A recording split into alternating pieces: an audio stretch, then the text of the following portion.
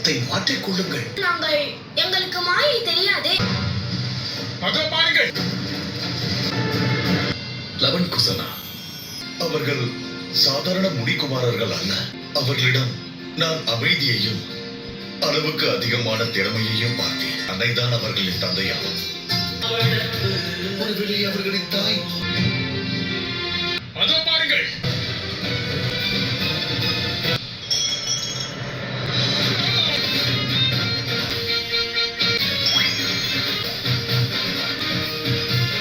திருவர்களை அடையாளம் காணுவதில் நான் தவறு செய்து விட்டேன் என்று சுனைனான் நினைக்கிறார். அவர்களை பார்த்தவுடன் அவர்கள் சீதையின் புதல்வர்களா இல்லையா என்று நொடி பொழுதில் கண்டுவிடுவாளாம்.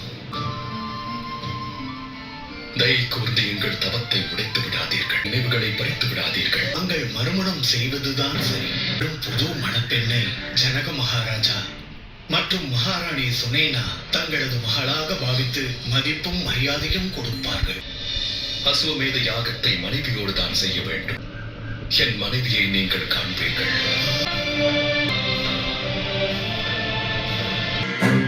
போட்டியில் கலந்து கொள்வதை விட்டுவிட்டு இந்த குதிரையிடம் பேசிக் கொண்டிருக்கிறார். இல்லை இல்லை, அனுமதி பெறுகிறேன். மீது சவாரி செய்து நேரடியாக போட்டிக்குள் செல்வது. குதிரையை திருட வந்தீர்களா? வரவில்லை, அனுமதி கேட்க வந்தோம். யார் கொடுத்தார்கள்? அதானே, யார் அனுமதி கொடுத்தது? இந்த குதிரை தான்.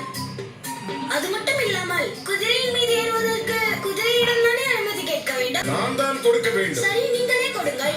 நீங்கள் குதிரையை திருட வந்துவிட்டு அதனிடமே அனுமதி கேட்கிறீர்கள். நான் அதனிடம் அனுமதி கோரினேன். அதுவும் ஊ என்று தலையை ஆட்டியது. எங்கே சென்றாய்? அந்த பிரம்பை எடுத்து வா, சீக்கிரம் வா. திருடர்கள், வீரர்களே, அவர்களை பிடியுங்கள். திருடர்கள். அப்படி என்றால் மறுமணத்திற்கு நீங்கள் தயாரா? மனைவியோடு யாகத்தில் அமர்வதற்காக, இந்த உலகையே ஆள வேண்டும் என்பதற்காக மறுமணம் செய்ய தாங்கள் துணிந்து விட்டீர்கள். இங்கே வந்தேன். போட்டிக்கான ஏற்பாடுகள் முடிந்து விட்டன. நாளையிலிருந்து போட்டியை ஆரம்பிக்கலாம். என்னை மன்னியுங்கள் ராமா. தாங்கள் இந்த அவமானத்தை பெரிதாக எடுத்துக்கொள்ள வேண்டாம். மதிப்பல்ல, தன் அண்ணன் மகளை பிரிந்த வேதனை தெரிகிறது. சீதை மீது அவருக்கு அவ்வளவு பாசம். தங்களிடம் ஒரு வேண்டுகோள். எங்கள் வில்லாளர்களுக்கு ஒரு போட்டி நடக்கப் போகிறது. சிறந்த வில்லாளரான உங்களை பார்த்தால் போட்டியாளர்கள் அனைவருக்கும் ஊக்கமாக இருக்கும்.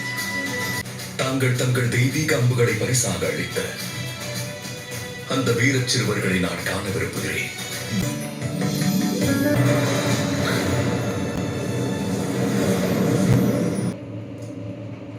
என்ன இது?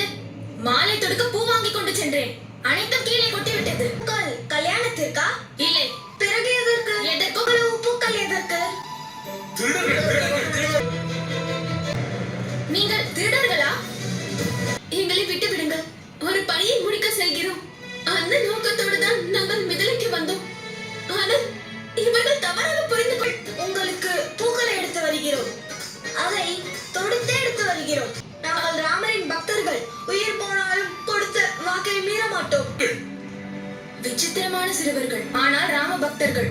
ஒரு மனிதனுக்கு வலிமை அதிகமாகும் பொழுது தவறான பாதைக்கு செல்லும் வாய்ப்புகள் அதிகமாக இருக்கும். இது போன்ற குறும்புத்தனங்கள் கிடைப்பது அவர்கள் வாழ்க்கைக்கு மிக மிக அவசியமானதும் கூட. அப்படி என்றால் இங்கு கேள்வி வெறும் என்னவரை சந்திப்பது மட்டுமல்ல, அயோத்தியில் இருக்கும் அனைவருடைய மனமாற்றத்திற்கான கேள்வி இது. சரியான ஞானத்தை பெறுவதற்கான வழி லவன் குசன் மிதிலை செல்வதுதான் சரி. பூக்கள் தருவேன் என்றால் எங்கே பூக்களை தேடுவாய்? அட, இவர்களுக்கும் நம்முடைய பெயர் தெரிந்துள்ளதே. பிடிபட்டீர்களா? என்னிடமிருந்து தப்பித்து. அட ஐயா, எங்களை ஏன் இப்படி துரத்துகிறீர்கள்? பிடிபட்டு விட்டால் நம்மால் ராமரை சந்திக்கவும் முடியாது. அம்மாவிற்கு அளித்த வாக்கும் நிறைவேறாது. மாட்டிக்கொண்டால் நிலைமை மோசமாகிவிடும். மாட்டிக்கொண்டால் அல்ல, மாட்டிக்கொண்டு விட்டீர்கள்.